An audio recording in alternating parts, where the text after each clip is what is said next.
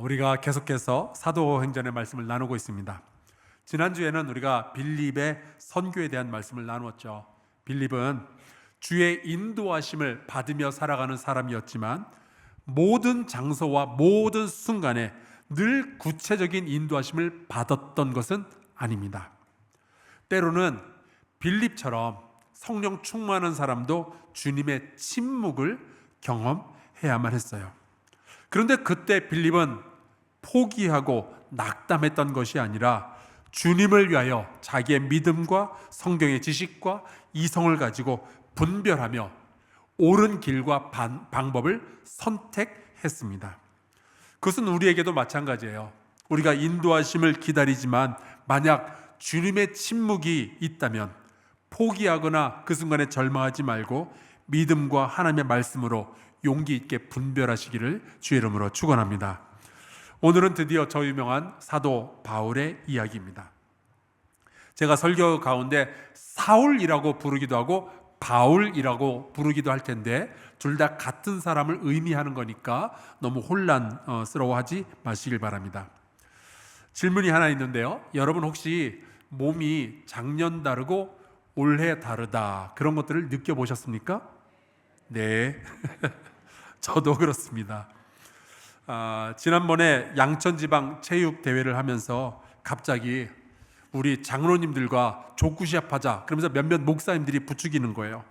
그래서 번외 족구 시합이 열렸는데 제가 또 내심 우리 장로님들한테 실력을 보여드리겠다 그러면서 경기를 시작을 했는데 글쎄 시작하고 1분 만에 갑자기 발목이 아픈 거예요. 제가 한 것은 하나밖에 없습니다. 날아가는 공을 봤어요. 근데 그냥 발목이 아픈 거예요. 왜 그랬을까요? 저도 나이가 든 겁니다. 며칠 전에는 다른 교단 목사님들하고 함께 만나가지고 여러 가지 이야기를 나눴는데 그 중에 나이가 좀 지긋하게 드신 분인데 저에게 정말 깍듯하게 예의를 갖추시고 인사를 하시고 그러는 거예요. 그래서 제가 참 좋은 분이시구나 감동을 했었는데 알고 보니까 그분이 저랑 동갑인데 그분은 제가 60대 형님인 줄 알고 그렇게 예의를 차렸다는 거예요. 좋은 분이 아니셨어요. 네, 오늘 여러분 똑바로 하시길 바랍니다. 저는 꽃다운 50대입니다. 근데 모든 사람들이 그런 과정들을 지나가죠. 살고 나이를 먹는 겁니다. 그러다가 30대에서 40대로 넘어가며 혹은 40에서 50, 50에서 60대로 넘어가면서 문득 이런 생각을 할 때가 있습니다. 나는 여기까지 잘 살아왔을까?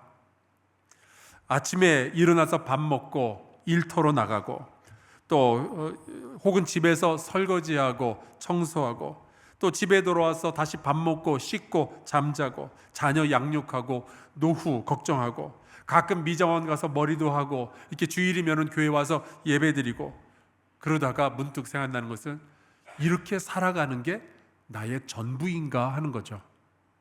하나님은 내가 이렇게 살기를 원하고 계시는 건가? 나는 이렇게 살다가 죽고 나의 인생은 그렇게 끝이 나는 건가? 혹시 나는 하나님이 원하시지 않는 방식으로 내가 원하는 방식으로 내 멋대로 살고 있는 것은 아니었을까? 이런 질문들을 던질 때가 있습니다. 오늘 말씀에 등장하는 이 사울이라는 사람은 자기의 인생을 자기 멋대로 살던 사람이었어요. 오늘 말씀 1절에 보면 이렇게 나옵니다.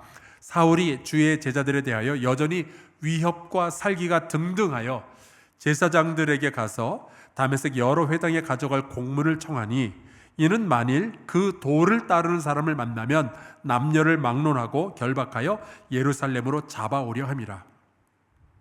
이 사울이라는 사람은 자기가 경찰도 아니었고요, 로마의 군인도 아니었고요, 무슨 수사관도 아니었어요.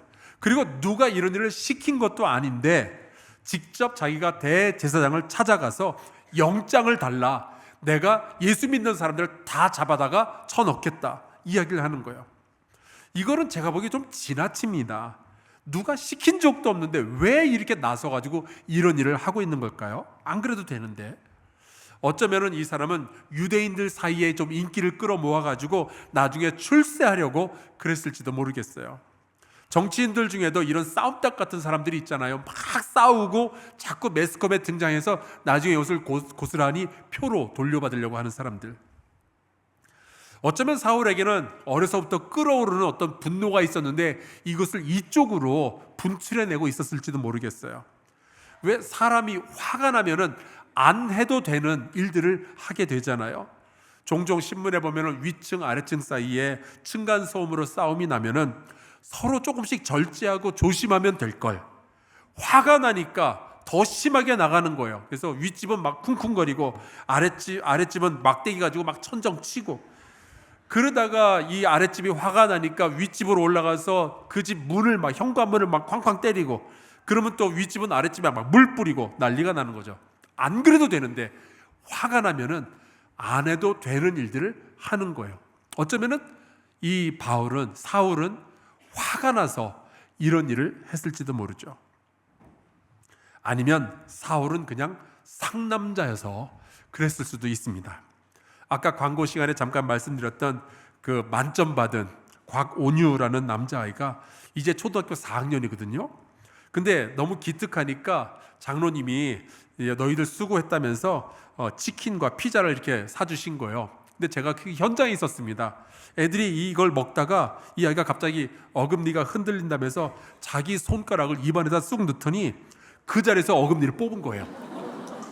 그래서 선생님들이 야, 너 이름은 온유인데 상남자다 너, 그랬거든요. 그랬더니 거기 있던 여자아이들이 상남자가 아니고 상소년입니다 그러더라고요. 처음 들었어요, 상소년이라는 표현은. 상소년이든 상남자든 사울은요 그런 사람이었을 수도 있어요. 정의파. 그러니까 딱히 어떤 나쁜 사람이어서가 아니라 그냥 사나이로서 정의를 실현하고 싶은 거죠. 자기 판단에 잘못된 것은 고치고 싶은 거예요. 내가 섬기는 하나님을 자기 아버지라고 부른 예수, 나와 아버지는 하나라고 주장을 하던 그 예수, 그런 사람을 그냥 두고 보면 안 되겠다. 그리고 그를 따르는 기독교인들을 내버려두면 유대인 사회의 질서가 어지러워지니까 내가 정의를 세우겠다, 그러면서 나섰던 상남자였을 수도 있죠. 그런데 인기를 얻으려고 했든 혹은 분노가 있었든 혹은 정의감이 넘치는 상남자였든 그 결과로서 1절에 보니까 그의 마음 상태는 이랬습니다. 위협과 살기가 등등하였다. 근데 궁금한 게 있어요. 자, 이 사울은 잘 살고 있었던 걸까요? 아닙니다. 그는 그냥 자기 멋대로 살고 있었던 거예요. 모든 판단의 기준은 자기가 쥐어잡고 있었고 그냥 자기가 보기에 옳은 대로 그냥 살아가고 있었던 거죠. 하나님의 생각과는, 하나님의 계획과는 완전히 딴판의 인생을 혼자 스스로 살아가고 있었습니다. 사울의 이야기를 읽으면서 우리가 알게 되는 것은 모든 사람들은요 다 그럴 때가 있다는 사실이에요. 젊어서 그럴 수도 있고 나이 먹어서 그럴 수도 있고요. 저도 그랬고요. 아마 여러분도 그런 순간을 살아오셨을 거예요. 어쩌면 지금 그러고 있는 분들이 있을 수도 있죠. 하나님과 관련 없는 삶, 내 멋대로 살아가는 그 인생을 살았을 수도 있습니다. 그런 자녀를 바라보면서 가슴 아파하는 부모들도 있을 수 있고요. 어떤 분들은 그렇게 하나님 없이 살면서도 나름 또 성공을 해요. 사울도 예루살렘의 지도자들에게 인정을 받았잖아요. 그러니까 인정받으니까 더더욱 내가 지금 잘 살고 있구나, 그런 착각 속에 빠지게 되는 거죠. 최근에 전 세계적으로 굉장히 유명해진 생물학자가 있습니다. 바로 이기적 유전자라는 책을 쓴 리차드 도킨스라는 사람이죠. 아마 여러분도 이 이기적 유전자 읽어보신 분들 여기 앉아 계실 거예요. 근데 이 사람은 생물학자로서보다 무신자로서 훨씬 더 유명하죠. 그래서 이 사람은 입만 열면은 교회와 기독교를 공격하기로 굉장히 유명합니다. 근데 그렇게 무신론자로서 교회를 공격하는 것도 모자라서 아예 저런 구호를 버스에다가 붙이고 다니는 캠페인을 벌이고 있는 거예요. 이런 뜻입니다. 신은 없으니까, 하나님은 없으니까 걱정하지 말고 멋대로 사세요. 캠페인.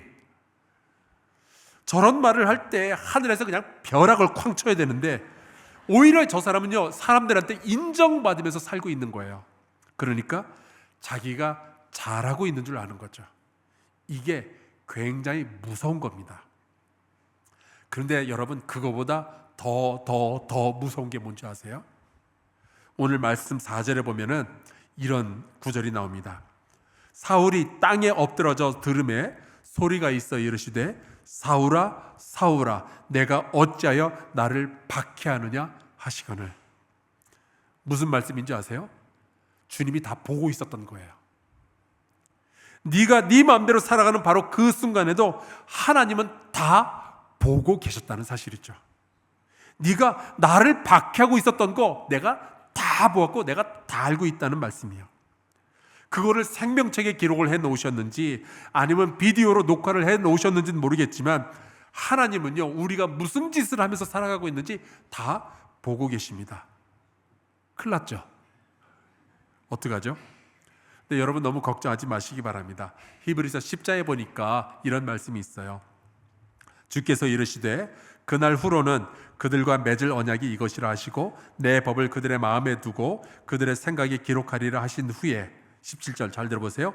또 그들의 죄와 그들의 불법을 내가 다시 기억하지 아니하리라 하셨으니. 여러분, 우리가 예수 그리스도를 믿게 되면은 예수 그리스도의 보혈의 피가 우리의 과거 모든 죄와 허물을 다 깨끗하게 씻어 주실 줄로 믿습니다. 그때 하나님은요, 네가 어떻게 살았든 상관없다. 이제 너는 나의 사랑하는 딸이다, 나의 아들이다 말씀하시는 거예요. 우리는 남의 과거를 가지고 그렇게 딴지를 걸지만 나의 과거를 가지고 그렇게 한숨을 쉬지만 하나님은요, 우리의 과거가 아니라 우리의 미래를 새롭고 거룩하게 창조하시는 일에 대해서 관심을 가지고 계시는 거예요. 근데 오늘 말씀을 보다 보니까 재미있는 사실을 하나 발견했는데 사울이 어디쯤 왔을 때 주님께서 사울을 막으셨을까요? 말씀해 보니까 다메섹에 거의 다 왔을 때 막으셨어요. 이제 조금만 더 가면은 계획대로 모든 기독교인들을 전부 잡아다가 감옥에 쳐넣을 수 있는데 거의 다 왔는데 막으시는 거예요. 하나님은 참 묘하신 분이십니다. 예루살렘을 떠날 때 처음부터 막으실 수도 있잖아요. 그런데 다메섹에 올 때까지 기다리시는 거죠. 여러분, 구약의 요나라는 선지자를 기억하십니까? 이 사람이 니느웨로 가서 하나님의 말씀을 전하라 명령을 받았는데 그것을 거역하고 다시스, 요즘 말로 하면 스페인에 있는 어느 도시로 도망을 치는데, 그러면 하나님이 배 타기 전부터 막으실 수 있었잖아요. 배를 놓치게 하신다든지 아니면 미리 풍랑을 일으키셔서 배가 아예 뜨지도 못하게 막으실 수 있었잖아요. 그런데 하나님은 이 요나가 배를 타고 먼 바다로 나간 다음에 이 사람이 안심하고 갑판 밑으로 기어들어가서 모든 일이 내 계획대로 잘 흘러가고 있다 라고 하면서 편안하게 잠을 잘 때 비로소 풍랑을 일으키시죠. 여러분, 여기에서 우리가 배울 수 있는 게 있어요. 지금 모든 일들이 내가 계획한 대로 잘 되어 간다고 마음 놓고 멋대로 살지 마시기를 주의 이름으로 축원합니다. 잘 나갈 때 교만해지지 말고요, 오히려 그때 더욱 겸손하게 주님 앞에 엎드려서 기도하셔야 돼요. 주님, 나는 지금 주님의 뜻을 따라서 살고 있습니까? 제 일들이, 내 사업이, 내 자녀들이 지금 잘 되고 있는데 내가 지금 이렇게 건강하게 살고 있는데 혹시 주님, 나는 지금 교만해지고 있는 것이 아닙니까? 물어보셔야 돼요. 자, 우리 양옆으로 인사 나누겠습니다. 잘 나갈 때 겸손합시다.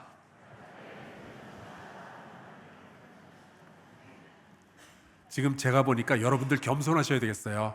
다들 잘 나가시니까. 근데 사울은 아니었습니다. 사울은 자기가 인정받고 있었어요. 인정받는 사람이라고 생각했어요. 그래서 막 기고만장해가지고 다메섹까지 거의 다 왔습니다. 근데 그때 하나님이 그를 멈춰 세우신 거예요. 큰 빛이 그에게 내리쬐었고 사울이 그걸 보고 그냥 땅에 엎드려졌는데 그때 주님의 부르심을 난생 처음으로 듣게 된 거예요. 이 사울을 향해서 주님께서 부르심을 주시는데 그 부르심은 두 가지였습니다. 첫째는 관계로, 예수님과의 관계로 부르시는 거예요. 5절에 나오죠. 이 사울이 대답하여 주여 누구시니까 이르시되 나는 내가 박해하는 예수라. 바로 이 짧은 대화 속에서 이 사울과 예수님의 관계가 딱 정해지고 맙니다. 사울은요, 그때까지 자기 인생을 스스로 자기가 개척하면서 살아왔는데 그 빛을 보고 인생이 멈춰지는 바로 그 순간 처음으로 자기 인생의 진짜 주인을 만나게 된 거예요. 주여 누구십니까? 나는 네가 핍박하는 예수다. 그 순간 이 사울은 자기가 앞으로 누구를 예배하면서 살아야 될지를 알게 되죠. 여러분, 인생의 주인 되신 예수를 만나시고 또 만나시기를 주의 이름으로 축원합니다. 여러분이 주님을 주님으로 여기기 시작하면요, 하나님을 아버지로 믿기 시작하면요, 거기에서부터 우리의 인생이 다 달라지게 되어 있는 거예요. 그리고 이 사울을 향한 두 번째 부르심이 있었는데 그것이 6절에 나와 있습니다. 제가 읽을게요. 너는 일어나 시내로 들어가라. 내가 행할 것을 내게 이를 자가 있느니라. 첫 번째 부르심이 관계로의 부르심, 예배로의 부르심이라면 두 번째 부르심은 사명으로의 부르심 혹은 선교로의 부르심이었습니다. 주님께서 이 땅 가운데서 하고 싶으신 일이 있는데 네가 나의 일을 해줄 수가 있겠냐라고 부르시는 거예요. 물론 이 부르심은 모든 사람들에게 각각 다른 모양으로 나타나죠. 누군가는 목사로 부르심을 받게 되고 누군가는 장로로 혹은 집사로 부르심을 받고 어떤 사람은 사업가로, 어떤 사람은 교육가로, 어떤 사람은 찬양대로, 어떤 사람은 선교사로, 운동선수로 그렇게 부르심을 받게 되는 거예요. 사울은 전도자로서의 부르심을 받게 되죠. 그래서 이제 다메섹으로 들어가는데 8절과 9절에 굉장히 중요한 말씀이 나와 있습니다. 사울이 땅에서 일어나 눈은 떴으나 아무것도 보지 못하고 사람의 손에 끌려 다메섹으로 들어가서 사흘 동안 보지 못하고 먹지도 마시지도 아니하니라. 이 사람은 갑자기 눈앞이 아무것도 안 보이게 된 거예요.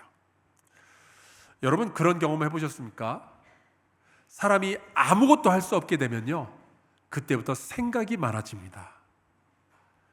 고난이 찾아오잖아요. 혹은 병원에 입원하게 되잖아요. 돈을 잃게 되잖아요. 그래서 아무것도 할 수 없는 상황이 이르게 되면은 그때부터 생각이 많아지고 과거를 돌아보기 시작하죠.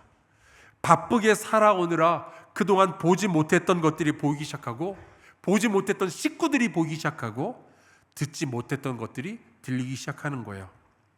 사울은요, 사실 자기 눈으로 자기 앞을 볼 수 있었을 때는 정확하게 말하자면 아무것도 보지 못하고 살아왔어요. 그는 눈은 뜨고 있었지만 진리를 보지 못하고 살던 사람이었습니다. 그런데 앞이 보이질 않으니까 이 3일 동안 비로소 그제서야 자기 인생의 주인과 자기의 사명을 보기 시작했던 거예요. 그래서일까요?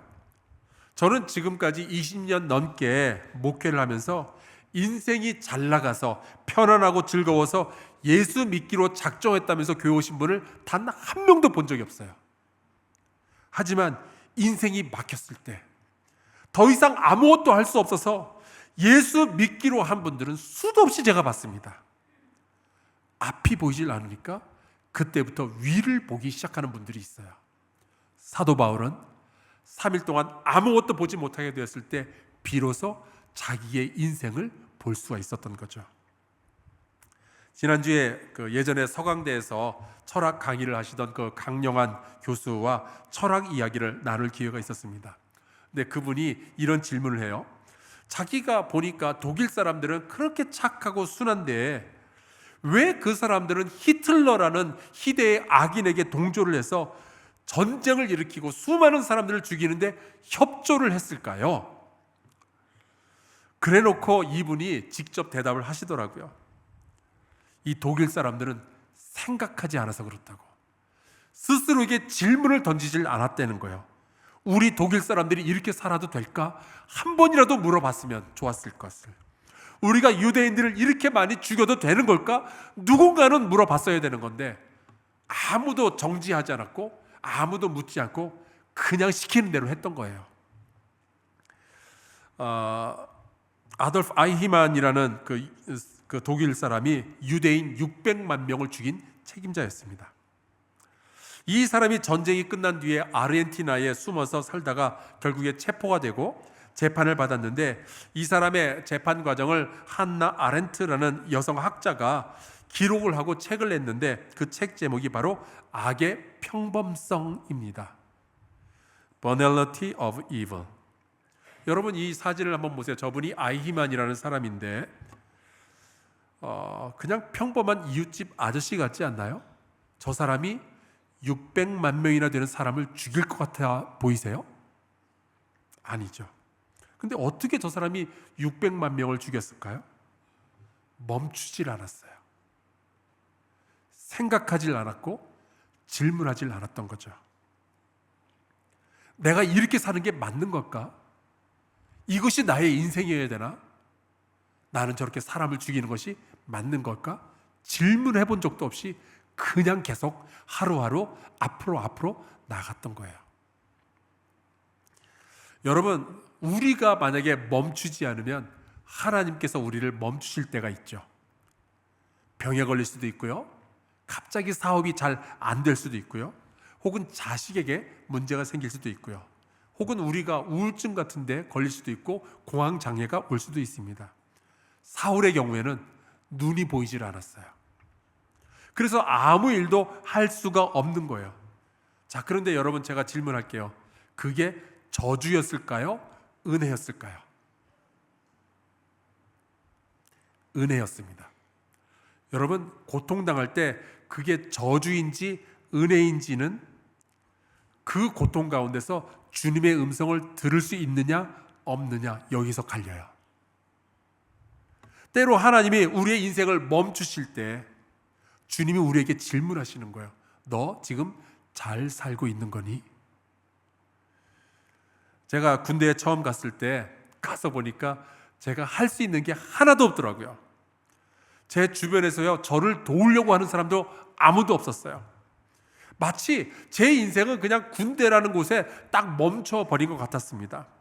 근데 여러분, 놀랍게도 제가 목사로서 부름받았던 것은 그 군대 시절이었어요. 가장 아프고 가장 갑갑하고 가장 자유롭지 못할 때 오히려 주님은 그때 저에게 음성을 들려주신 거죠. 그런 것들을 경험하면서 제가 배운 것은요, 하나님은 우리의 인생에 가장 중요한 부르심을 주실 때 우리가 그 하나님의 음성을 들을 만한 자리로 우리를 먼저 옮겨 놓으시더라고요. 때로는 고통으로, 때로는 슬픔으로, 때로는 외로움으로 우리를 밀어 넣으시고, 우리의 눈은 감기고 대신 우리의 마음이 활짝 열렸을 때 하나님은 우리에게 말씀을 주시는 거예요. 사울은 보지도 못하고 먹지도 못하게 되었을 때 이제 스스로에게 물어보기 시작했겠죠. 난 여지껏 뭘 하고 살아왔던 걸까? 나는 무엇을 하면서 살았어야만 했던 사람인가? 여러분, 내가 하고 싶었던 일이 잘 안 될 때, 나의 삶이 어디선가 꽉 막혀버리고 말았을 때 주님께 귀를 기울일 줄 아는 지혜를 가지시기를 주의 이름으로 축원합니다. 사울은 주님의 부르심을 받은 후에 자기가 여지껏 해왔던 모든 일에 대해서 어떻게 평가를 하게 되었을까요? 저는 이렇게 생각을 합니다. 나는 여지껏 내가 했던 모든 일들은 쓰레기 같은 일들이었구나. 왜냐하면 하나님과 전혀 관련 없는 일들을 했으니까요. 근데 바울은 나중에 저보다 더 심하게 말했더라고요. 그분은 예수를 알기 전에 추구했었던 모든 것들을 배설물로 여기기 시작했어요. 그것이 성공이라면서 자기의 열정을 불살랐었던 그 모든 가치들, 그 모든 인생이요, 아무것도 아니었다라는 것을 깨달았던 거예요. 인생의 목적은 사람을 죽이는 것이 아니라 살리는 거였는데 자기는 그 반대로 사람을 죽이는 인생을 살았었으니까요. 그동안 거꾸로 살았던 거예요. 그런데 앞을 보지 못하는 3일 동안 처음으로 자기의 인생의 목적을 보기 시작한 거죠. 여러분, 주님을 만난 사람, 주님의 음성을 들었던 사람, 주님의 부르심을 깨달은 사람만이 인생을 제대로 보기 시작하는 겁니다. 그 전까지는요, 우리가 아무리 세상적으로 잘 나가고 성공을 했어도요, 아무리 건강하고 아무리 부유해도 나를 향한 하나님의 부르심을 알지 못하는 인생은 어쩔 수 없이 그냥 막 사는 인생일 수밖에 없는 거예요. 왜냐하면 내 인생의 목적은 내가 정하는 것도 아니고 세상이 정해주는 것도 아니고 오직 내 인생의 창조자요, 나의 주인 되시는 하나님만이 정해 주실 수 있는 것이기 때문에요. 마지막 때에 나의 인생을 평가할 유일한 기준은 이생의 자랑이나 세상의 성공이 아니라 오직 주님께서 우리의 인생을 향하여 주신 부르심, 바로 그것이 내 인생을 평가할 기준이 되는 거죠. 여러분, 사도행전은요, 전체가 1장에서 28장까지 있는데 1장에서 8장까지 보면은 이 사울의 이야기는 거의 나오질 않습니다. 왜 그럴까요? 하나님과 관련 없는 인생을 자기 혼자 막 살았거든요. 세상적으로는 성공 가도를 달리고 있었지만 하나님이 보시기에는 쓰레기, 배설물 같은 인생을 살았던 거예요. 그런데 오늘 말씀 9장부터 28장까지를 보면은 사울의 이야기가 계속해서 등장합니다. 왜요? 하나님의 부르심을 받은 인생이었거든요. 저나 여러분이나 예수 믿는 사람들이잖아요. 이 예수 믿는 사람들의 인생은 딱 두 종류의 인생을 살게 됩니다. 내가 세상을 바꾸거나 아니면 세상이 나를 바꾸거나. 놀랍게도 이 사울이라는 사람은 하나님의 부르심에 응답했을 때 이름만 바울로 바꿨던 것이 아니라 그의 인생 자체가 세상을 바꾸는 인생이 되죠. 예수 그리스도의 이름으로. 여러분, 부르심을 들었던, 주님으로부터의 부르심을 들었던 한 사람이 바뀌면요, 그가 속한 세상이 바뀌고 그가 속한 일터가 바뀌고 그가 사는 이 세상이 바뀌게 될 줄로 믿습니다. 사랑하는 성도 여러분, 우리는 다 하나님의 부르심을 받은 사람들이잖아요. 오늘 하루, 앞으로 살아갈 일주일, 한 달, 이 1년을 그 주님의 부르심에 합당하게 살아내시기를 주 예수 그리스도의 이름으로 축원합니다. 우리 함께 찬송 부르고 기도하면 좋겠어요. 찬송가 321장.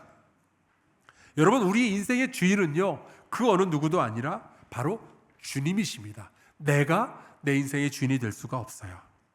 우리 함께 이렇게 고백하면 좋겠어요. 나 구주 위에 살겠습니다. 내 기쁨 한량없으리. 내 갈 길 인도하소서. 내 구주 예수여. 찬양하고 기도하겠습니다.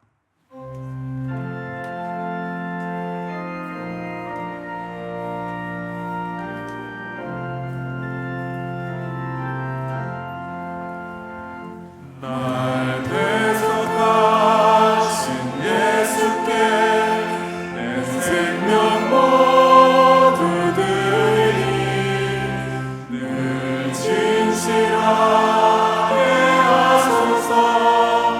내 구주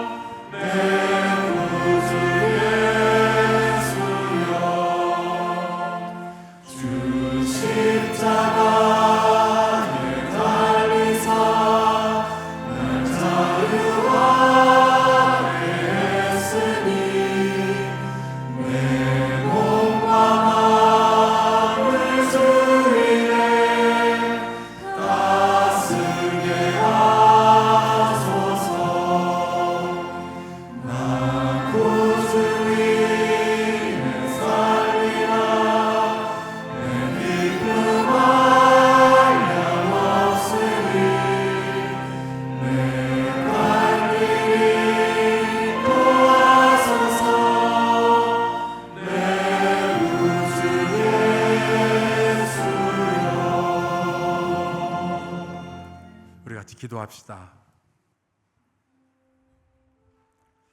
아마 여러분 가운데는 이미 주님의 부르심을 들은 분들이 있을 거예요.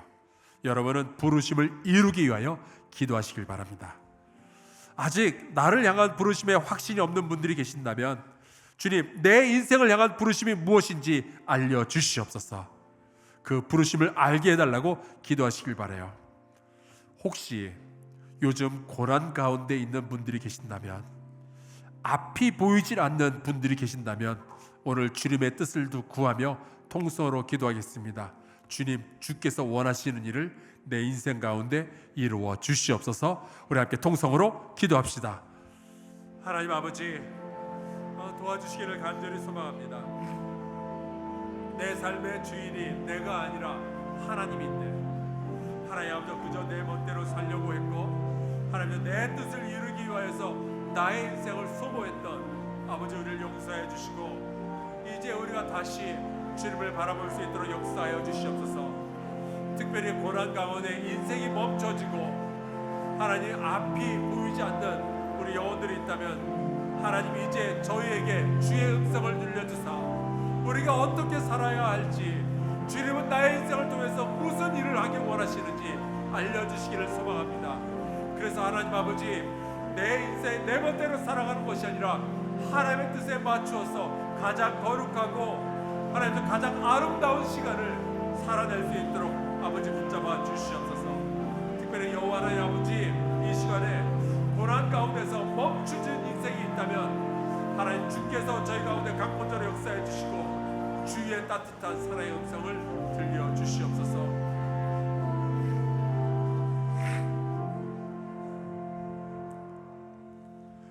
모든 인생의 주인 되시는 여호와 하나님, 주께서 우리를 구원받은 성도로 주님의 자녀로 불러주셔서 감사합니다. 모든 구원받은 성도는 또한 주님으로부터 받는 사명이 있는 줄로 믿습니다. 주님의 부르심에 합당하게 쓰여지는 거룩한 그릇이 되도록 주님 도와 주시옵소서. 주님의 부르심을 듣고 우리의 인생을 다시 한번 보게 하여 주시옵소서. 세상의 성공만을 위하여서 살아가는 의미 없는 인생이 아니라 주님의 부르심에 순종하는 가치 있는 인생을 살아가게 하여 주시옵소서. 예수 그리스도의 이름으로 기도하옵나이다. 아멘.